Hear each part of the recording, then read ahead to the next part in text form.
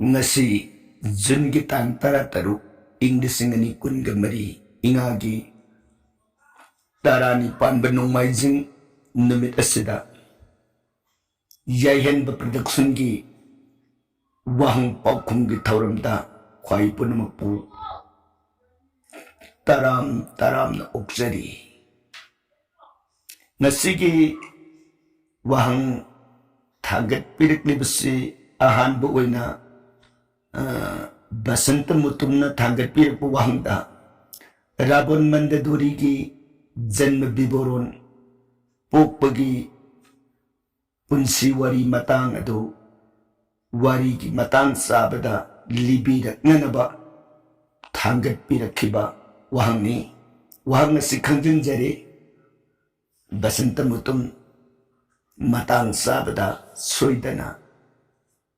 lijjananaba honjage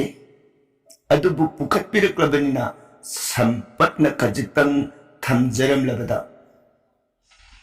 Hiranaksuna magi mapuk adu loirabada mathangi mapukta Bisusrava amadi nikasagi masa wena rabonasi pulkhibani aduga mandadorigi wafamdana mandadorigi mamangi mapukta mandadori asi madura haina kauna matamduda pokhirami mahana matamduda Siva Mahadevagi bhakta oirami Siva Mahadevagi yamna ningjerami Siva Mahadevana mahaki bhakti da pinbiba amadi mahaksi masak matu yamna phajjab maduda Mahadevana mabusu thoidokna bhakti leibaduda pinbiba tanatana magi masak phajjabadu uraga Durgana kalakpadagi Manduka Maduragi mapamda hai nang hangui oiro haidana Durgana Maduragi mapamda hangui oinanaba sapiki matungda Bhaguri Muni thengnazarubadagi hangui Mandukasi Bhaguri gi thaujandagi mandaduri asi oirakhibani thagatsari basanta mutum wahang pukhatpirakpagidamak aduga wahang paukhum masigi anisubada Gopinathna pukhatpirakpa wahangdana matang sabada warigi masa sandok haningbagi wafam pukhatpirai loinana Indrajit pokpagi wari amasung magi matik magun loinana magi maming thon khibagi wari libiraknanaba khanganbirai aduga atopa wakhung amana Gopinathna makatana talpiriklibasi Angadana mapa bali hakhibagi laman mapu ohumda singjawena haikhibedu karamba mapokta singkhibagi haina pukhatpire matang sabe yenglaga masa mareng sandokna nanaba honnajarake Gopinath masida kana gumbana mu hainaribana warigi masasi sandok na likragadi warigi paring ado satre warigi paring duina tani haibasu mi yambanina kanagu manasu ya hainare adubu yengjage matang sabada skar sanduk payabu mapadasu he sanduk nanabadu honnajarake aduga Indrajit ke matangda Gopinathna pukhatpi iba wafamasi Indrajit pokpada Rabona Sakti yamna leihanningbadagi Brahmada sanjarabada Brahmana Indrajit ki mapamda Sakti leinanabagidama madi maktik magun mayamadugi marakta amukasu bor pibiki karamba bor no habida Indrajit nasasi sahi tara mari sabdabangam sahi tara mari tumdabangam sahi tara mari nupi ki maithong jengdabangamba magi khubak tanatana अतई कनागुंबा मगी मकुबक्ता नसा से सीदब ओइसनु ओमोर मक्क मानब ओइरसनु सिनी अदुगा अतोप वफम मदना निकुंभिला इन कोब जैगसे मागी मफमदा लिंखटहलो जैगगी नियम दि सिनी हाइरिब निकुंभिला जैगसे मसिबु माना मतो लोम ने हेक लिंखट लमगा माना लांचे थोरप मतमदा मरुल हुमसिना माबु माइथीब पीबा ngам드르선 와이드나 असिगुम सावरबा देवी मागी पुजानी जैगनी निकुंभिला जैग हाइरिबसे मसी ब्रह्मांड मागी मफुमद पीबी किबन मरम ओइदन इंद्रजित की मति मगुन मथौना से थोइदोकना लेब ओइखी अदुगा मागी इंद्रजित हैना ममिंग थोन खिबगी वारी सिदी इंद्रराज सुरारेनबु जोई ngambedagi adini mamang panjekibeduna haibedi machi sei tara mari sadaba sei tara mari tumdaba sei tara ga mari nupi gi maithong yengdaba ngamba mahakaduna tana kanamtana mabu maithiba piba ngamdabu oiro haikibagi iroina man nikumbila jeigase likhatlaga indra surarensi laba pawa satkibani matamduda indrasi Indraji की खुबाक्ता माइथी पीबदगी मागी ममिंग हारना कोरंबदी ममांगी worry तांपतुसु थमजखरे Meghnad Korbi Meghnad से इंद्रबुजोई नमपदगी Indrajit HYBE नाम से मी लाई जैखरे खपुनमना थोनखिबा अदुगुबा मेंगनी अदुगा अंगदगी लमनगी मतांग असना अहनबा हाइदी त्रेता जुकी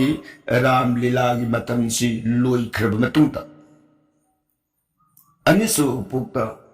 अंगदसी जरा ब्याध होइना पोरे मान जरा ब्याध होइना पुक्लरब मतंसिदा राम न कृष्ण अवतार ओइ अदुगुब कृष्ण के अवतार जरा ब्याधा सदान बुगी मपुक्त पोक्लबा अंगदसिना इबुंगोना निम पांबीदा कारिंगी मतमदा सजी वरबोय निंदना थाउरब खुलाइना थादना कृष्णबु मांगखी अदुगा अनिसुबा अंगदगी मपु अमदना धन्यपातब कली हैना कौरगा अमुपोए मतंसदमासे इंद्रदुम्न निंथौगी जगादा मूर्ति लाई साब ओइना लेबने अदुना इंद्रदुम्नगी याथंगी मतुंगिना माना भगवान कृष्ण की अमदी बलदेव सुभद्रान सिंहगी मूर्ति से साननब याथंग पीरबद मान मूर्ति से कया से यापलवर मगा हायेंदु निंथीन मागी फिबम दो चुम्न सेमरगे ngasigi디 matangsida loisilage man phine kuppaga thang nongalaba kanda mathangi numit mana ngarang loisin khidaba murti du loisilage ne phije haidoga khulai tharubu kanda ugi murti du de I thoge adudagi masi murti si I thoganina sabangamde इंद्रदेवनी तौगे मफमदा हंगचरे हो लेरिब फिबम असिमक्ता इबुंगो सयंग लेंगसिन बिरबनी मंगोंदा पूजा कचरसियदना अदुना अदुगुम इबुंगोगी अंगभंग सोइना इबु मूर्ति दो मधु साबदा राम की अहुंसुब अवतार ओइरिब अदुगुम कृष्ण बलदेव अमदि सुभद्रा की सक्तन मधु सोइनाइब मूर्ति win साबदो हाट मक माने यादना बेदगी वाफम म लेबना मपो अदुदा अमु मपा हटपगी हाट बहाइब लमंदु सिंब से अदुगा अहुम सुब मपो अदुदना अंगदसी मधुना पेट हाइदना नोबोदिकी मफम अदुदा मासी काटवाइब मफमदुदा संकल्प नापित ओरिगा लेरंबने मतमदुदा श्री भगवान निमाई गौरांग ओइना अमुक अवतार लाभ मतमदा गौरांग निमाई लू कोप सन सेंबदो मदुदा हाटपसे अदुदा सईबगी नियम ने बेदन अमुक करी हाइरिबगे ब्राह्मण की मपुक पोपसे नसी मागी मसम मरु कोपसे हाटपग बने है नसी बेदगी सिद्धांतनी अदुना मागी मसम मपुकदु कोपदुना मागी मपा हाटखिबगी लमंदो सिंब ओइरो हाइदुना हाइरिबु मपुक अदुमक्तद गौरांगदा मानदी मागे सन कोपगी सन सेंबगी ममन पियु हाइरबनी अदु समदु सेंबल वरब कांददा ममन पियु हाइरब कांददा गौरांगना ताकपीरे नंगसे अतै नते ममांगी अंगदा दुमंगना हंदक मपोक्ता नंगसे मधु नापित ओइना पोबनी ममांगी लमनदुनी ऐना ngasi नफमदा सिंगनबनी ngasi नंग चलो नंग ममांग थक नंगना अंगदा ओइना पृथ्वीदा अवतार लाखिबदो अतै नते इंद्र रासुरारिंगी मसानी पा जयंतदो मदुना पृथ्वी सिदा अवतार लाखिबने नंग इफमद लमन सिंगेने खंगिबदुना मरम ओइतना नंग अदुम त्रेतागी लीला दुलोरगा अतै पुनमक्ति लोइनब सद्गदा माइ माइ मफमद लोइ लेहिरबनी नंग दिना पाहतुगी लमन सिंगेने नंग खंगिबदुना मरम ओइतना सरग युबंगमदना ममांगद नंग कृष्ण अवतार की मतमदमु जरा व्याध वरे बतंगमु दहीन पातब कली वरी हंदक्तनामु नंगसे मधु नापेत है मपो हुमलकसे नंग पृथ्वी से असुम पोपसिबगी लीलासदि यावरग लेरबनी हवित नंगी लमंदु लोरबनिना से नंग सद्गदा हानगी नंगी जयंतगी सत्तमदु वरगा नुंगाइने लेजिरु लोयदा थादु पिखिबनी अदुना मागी मपो ओमलकी लमन हाइबदु मसिनी हाइना गोपीनाथगी मफमदा थमजगे अदुगा अतोपा वहंग मदना पुखटपी इबसी जॉन डी बेसना थांगत पिरप वहंगनी वहंग सिदना जॉन डी बेसना हाइबिर इबसी हनुमान की आइखय दिहे हाइरिबसी करी हाइरिबनोसी हाइबदी होराइना कोक खाइबदा होराइ संखिदबगी मतंगदनी खंजनिंगिबसी सुमोइना ताकपिरप वाफमनी जॉन डी बेस की वहंसिगी पाकुमोइना जॉन डी बेस त थमजनिंगिबसी आइखिया हाइबसी बांग्ला भाषा नि हैताई अदुगा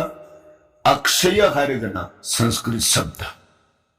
हाइदि मयेक समान मानबसिदा बांग्लाना अ खिया या मय अहुमसिना पुनबनी हाइदना आई खिया हाइ अदुगा संस्कृतना मुहाइरिबना अ कस या अदना अक्षय हाइगे तोबनी सिनी संस्कृत की लोन की शब्ददना हाइबदी बांग्लाना खिया हाइरिब लोन से संस्कृतना कागा मूर्धन सागा अनिदो पुनसिलगा ओइखिब मयेकनी हाइदना कासा अनिदो अलब्यक्ति अरे तोंगान तोंगान खाइदोपगी मौंग ओइना संस्कृतना खिया बांग्ला की वहय से कसा कसा इन हाइनी अदुना मरम ओइदना संस्कृतना अक्षय बांग्लादना आइखिया आइखिया हाइब नत्रगा अक्षय हाइबगी मागी वान्थो अर्थ से असुनपी इम्परिसेबल हाइब अमांग अता लेत्रबा सिसु हाइ नत्रगन अनडाइंग मांगबा सीबा हाइबदु नाइदब अदुगा अनडिकेइंग हंथरबा हाइबदु लेतब अदुगा इटर्नल मतम पुंबगी ओइब सुमोइदना अक्षय नत्रगा आइखयगी अर्थ वंथो सिपी मरमदुना हनुमान की देहबु अक्षय नत्रगन आखिय देह देह दि हक्चांगबुनी हक्चांगदो अमांग अता लेत्रबा हक्चांग नत्रगन मांग सीब नाइद्रबा हक्चांग नत्रगा हंथरबा मांग बाइबदु लेत्रबा हक्चांग नत्रगा मतम पुंबगी अदम ओइदुना लेरगदबा हक्चांग सुमोइना अक्षय देह हाइबसिगी अर्थ सि पी मरमदुना ꯑꯗꯨ ꯑꯣꯏꯈꯤꯕꯒꯤ ꯃꯔꯝꯗꯤ ꯅꯍꯥꯟ ꯋꯥꯔꯤ ꯃꯔꯛꯇꯁꯨ ꯑꯗꯨꯝ ꯍꯥꯏꯖꯈ꯭ꯔꯦ ꯂꯥꯏ ꯃꯌꯥꯝꯅ ꯄꯤꯈꯤꯕ ꯄꯥꯋꯔ ꯁꯛꯇꯤ ꯃꯌꯥꯝ ꯑꯗꯨꯅ ꯃꯥꯒꯤ ꯗꯦꯍꯁꯤ ꯑꯗꯨꯝ ꯑꯥꯏꯈꯤꯌ ꯑꯛꯁꯦ ꯗꯦꯍꯁꯤ ꯑꯣꯏꯖꯈꯤꯕꯅ ꯃꯔꯝ ꯑꯣꯏꯗꯅ ꯉꯁꯥꯏꯒꯤ ꯍꯣꯔꯥꯏ ꯔꯥꯕꯣꯟꯅ ꯃꯥꯒꯤ ꯀꯣꯅꯨꯡ ꯃꯅꯨꯡꯗꯨꯗ ꯈꯥꯏꯒꯦꯅ ꯄꯥꯂꯣꯡ ꯁꯥꯔꯒ ꯍꯣꯠꯅꯔꯨꯕꯗꯨ ꯑꯔꯦꯝꯕꯗ ꯇꯥꯈꯤꯕꯅꯤ ꯁꯨꯝꯃꯥꯏꯅ ꯖꯣꯟ ꯗꯤꯕꯦꯁꯀꯤ ꯋꯥꯍꯪꯒꯤ ꯄꯥꯎꯈꯨꯝ ꯑꯁꯤ ꯊꯝꯖꯔꯤ ꯋꯥꯍꯪ ꯄꯨꯈꯠꯄꯤꯔꯛꯄꯒꯤꯗꯃꯛ ꯊꯥꯒꯠꯆꯔꯤ ꯑꯗꯨꯒ ꯑꯃꯨꯛ ꯃꯊꯪꯗ ꯄꯨꯈꯠꯄꯤꯔꯛꯏꯕ ꯋꯥꯍꯪ ꯑꯁꯤꯅ NL ꯈꯨꯃꯟꯅ ꯍꯪꯕꯤꯔꯛꯄ ꯋꯥꯍꯪꯅꯤ LN ꯈꯨꯃꯟꯅ ꯐꯣꯡꯗꯣꯛꯄꯤꯔꯛꯏꯕ ꯋꯥꯐꯝꯁꯤꯅ ꯕꯤꯕꯤꯁꯣꯅꯆꯤꯡꯕ ꯃꯆꯤꯟ ꯃꯅꯥꯎ ꯃꯔꯤ ꯕ꯭ꯔꯥꯍ꯭ꯃꯟ ꯃꯨꯅꯤꯒꯤ ꯃꯆꯥ ꯑꯣꯏꯕꯅ ꯃꯃꯥꯅ ꯅꯤꯀꯥꯁꯥ ꯍꯤꯡꯁꯥꯕꯤ ꯑꯣꯏꯔꯕꯁꯨ ꯃꯤ ꯑꯣꯏꯔꯣꯏꯗ꯭ꯔꯥ ꯁꯤꯅꯤ ꯑꯦꯂꯦꯟ ꯈꯨꯃꯟꯅ ꯇꯥꯛꯄꯤꯔꯤꯕꯁꯤ ꯕꯤꯕꯤꯁꯣꯅꯆꯤꯡꯕ ꯃꯈꯣꯏ ꯃꯆꯤꯟ ꯃꯅꯥꯎ ꯃꯔꯤ ꯑꯁꯤ ꯕ꯭ꯔꯥꯍ꯭ꯃꯟ ꯃꯨꯅꯤꯒꯤ ꯃꯆꯥ ꯑꯣꯏꯕꯅꯤꯅ ꯑꯗꯨꯝ ꯕ꯭ꯔꯥꯍ꯭ꯃꯟ ꯃꯤ ꯑꯣꯏꯐꯝ ꯊꯣꯛꯄꯗꯨꯗ ꯃꯃꯥ ꯅꯤꯀꯥꯁꯥ ꯍꯤꯡꯁꯥꯕꯤ ꯑꯣꯏꯕꯅꯤꯅ ꯔꯥꯕꯣꯅꯆꯤꯡꯕ ꯃꯈꯣꯏ ꯃꯔꯤꯗ ꯍꯤꯡꯁꯥꯕ ꯍꯥꯏꯅ ꯁꯨꯝ ꯍꯥꯏꯕꯤꯔꯤꯕꯁꯤ ꯀꯔꯤꯒꯤꯅꯣ ꯃꯤ ꯑꯣꯏꯔꯣꯏꯗꯕ꯭ꯔꯥ ꯍꯥꯏꯕꯒꯤ ꯋꯥꯍꯪ ꯑꯗꯨ ꯃꯥꯜꯂꯤ NN ꯈꯨꯃꯟꯅ ꯇꯥꯛꯄꯤꯔꯤꯕꯁꯤ ꯆꯨꯝꯃꯤ ꯁꯙꯥꯔꯟ ꯑꯣꯏꯕ ꯃꯤꯠꯌꯦꯡꯗ ꯃꯈꯣꯏ ꯃꯔꯤ ꯑꯁꯤ ꯃꯤꯅꯤ ꯑꯗꯨꯕꯨ ꯕꯦꯗꯒꯤ ꯑꯣꯏꯕ ꯋꯥꯐꯝꯅ ꯄꯤꯔꯤꯕꯗꯤ ꯕ꯭ꯔꯍ꯭ꯃꯔꯥꯏꯈꯦꯁꯅꯤ ꯍꯥꯏꯕꯗꯤ ꯕ꯭ꯔꯥꯍ꯭ꯃꯟ ꯍꯤꯡꯁꯥꯕꯅꯤ ꯑꯁꯤ ꯉꯁꯤ ꯀꯔꯤꯗꯒꯤ ꯍꯥꯏꯔꯤꯕꯅꯣꯅ ꯍꯥꯏꯕꯗ ꯖꯒꯠꯁꯤꯗ ꯀꯥꯡꯂꯨꯞ ꯑꯍꯨꯝ ꯍꯥꯏꯕꯗꯤ ꯗꯦꯕ ꯂꯥꯏ ꯅꯔ ꯃꯤ ꯔꯥꯛꯁꯁ ꯍꯤꯡꯁꯥꯕ ꯅꯠꯇ꯭ꯔꯒ ꯔꯥꯏꯈꯦꯁ ꯍꯤꯡꯁꯥꯕ ꯁꯨꯝꯃꯣꯏꯗꯅ ꯀꯥꯡꯂꯨꯞ ꯑꯍꯨꯝ ꯑꯁꯦ ꯈꯥꯏꯗꯣꯛꯇꯨꯅ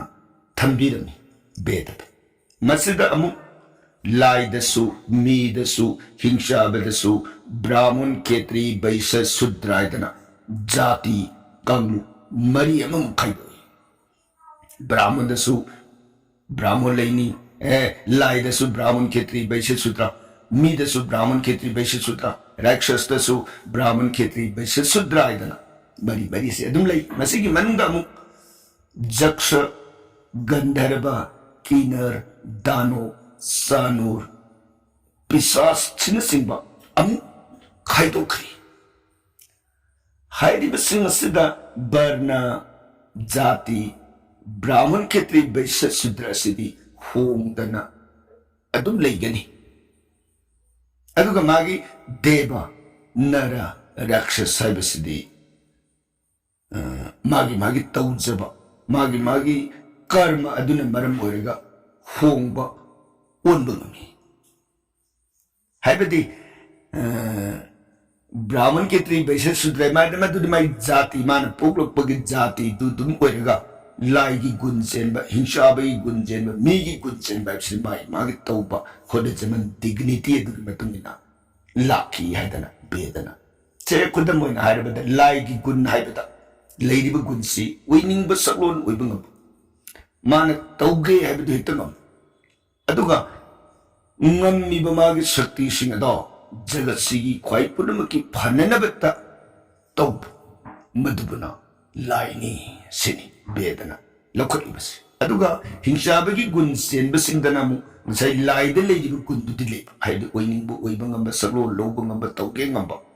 ꯁꯛꯇꯤ ꯃꯌꯥꯝ ꯂꯩꯕ ꯃꯥꯒꯤ ꯂꯩꯔꯤꯕ ꯁꯛꯇꯤꯗꯨ ꯂꯥꯟꯅ ꯁꯤꯖꯤꯟꯅꯕ ꯍꯥꯏꯗꯤ ꯐꯠꯇꯕ ꯑꯄꯥꯝꯕ ꯀꯜꯂꯛꯄ ꯃꯤꯍꯧꯕ ꯃꯁꯥꯒꯤ ꯑꯣꯏꯖꯕꯗ ꯌꯦꯡꯕꯗ ꯖꯒꯠꯀꯤ ꯀꯔꯤꯝꯇ ꯈꯟꯗꯕ ꯃꯁꯤꯅ ꯍꯤꯡꯁꯥꯕꯒꯤ ꯃꯒꯨꯟ ꯑꯣꯏ ꯃꯤꯒꯤ ꯃꯒꯨꯟꯗꯅ ꯉꯁꯥꯏ ꯂꯥꯏ ꯍꯤꯡꯁꯥꯕꯗ ꯂꯩꯔꯤꯕ ꯑꯣꯏꯒꯦ ꯑꯣꯏꯕ ꯉꯝꯗꯕ ꯇꯧꯒꯦ ꯇꯧꯕ ꯉꯝꯗꯕ ꯏꯆꯝ ꯆꯝꯅ ꯂꯩꯖꯕ ꯀꯥꯡꯂꯨꯞ ꯑꯁꯤꯅ ꯍꯤꯡꯖꯕ ꯀꯥꯡꯂꯨꯞ ꯑꯁꯤꯅ ꯃꯤꯅꯤ ꯍꯥꯏꯗꯅ ꯑꯗꯨꯅ ꯑꯩꯈꯣꯏꯅ ꯖꯟꯃ ꯀꯨꯁꯇꯤꯒ ꯏꯕꯗ ꯑꯉꯥꯡꯁꯤꯡꯒꯤ ꯏꯔꯛꯄ ꯀꯥꯟꯗ ꯃꯤꯑꯣꯏꯕꯗ मादी लाइगी गुण चेली माने मीगी गुन्नी माने हिंसा बई गुण चेली गैस में ना हाइडी लाई ताई मी ताई हिंसा बताई हाइडी से मी सिगी मरक तसु मागी मपो उइरक कदबदु मधुबो पीरक पनी हाइदी शक्ति मयाम अदुगा जीवगी फननब खल्लिब कांगबुदुना लाई गुण चेनब कांगबु हिंसाबी गुण चेनब कांगबु मी गुण चेनब कांगबु समोयदना मागी नियम अदु मागी होनजरबा तरुखिबदुना मरम ओइदना लाई अदुना विश्वसरबा मी ब्राह्मण अदुना पोक्सब मसा कुबेरना लाइगी ओइब स्वभाव पामजदुना मथौ तौबदगी लाइगी लनगई पानबा लाई ओइखी अदुगा विश्वसरब मान पोक्सब मसा राबोन सिंबसिंग अदुना हिंसाबगी लमसत मधु पामजदुना तौरुबना मरम ओइदना मकोइसिना हिंसाबा ओइरखिबनी असननी बेदना मीनी हाइदुना हिंसाबनी थंबिरबसी अदुना एनएन कुमल अदुगु बिबिसोलदि ममैदा मागी हिंसाबगी गुण कलप मिहुबा पामन सिंबसिंगदो रांग संग उइजरुबदगी हेन पुनिंग चंगतना लाइगी ओइबा जीवगी फननबा मसागी उइजिब थादोलपा सुगुंबा मागी लमचतुना मरम ओइदना बिबिसोलसी लाइगी थाकता काखतखी मरमदुना बिबिसोलसी ngasi phawba sidana omorsu oirga bibison se ngasi gi prithvi sida leiri haina ramayana mot piri थागसरी ngasi नोंमाई जी नुमित की वाहन पाकुम की थौरमदा वाहन थांगत पिरक पसिंगी पाकुम सरांगना पिबलोय जरे मतुंगदसु खंगबिनिबा मतंग सिंगदा हेना कुपना खंगबिनिबा मतंग सिंगदसु वाहन पुखत पिरओ ख्वाइपनु पुथागसरी